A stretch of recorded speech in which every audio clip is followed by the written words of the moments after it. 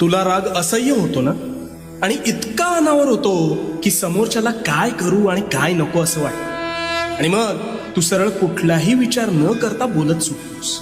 हो ना? पण हा राग म्हणजे तू स्वतःच स्वतःभोवती लावलेली आग आहे, हे तुला ठाऊक आहे का? अरे याने समोरच्याचं नुकसान होत नाही, तर सर्वस्वी तुझं नुकसान होतं. त्यामुळे आता ह्या भडाग्नीवर नियंत्रण कसं प्राप्त करायचं ते सांगतो. शांतपणे. तू रागात असतोस त्यावेळी तू सर्वात अविचारी असतोस, म्हणून तू त्या आवेशात हवं नको ते बोलतोस, आणि बोललेला शब्द हा कधीच परत घेता येत नाही.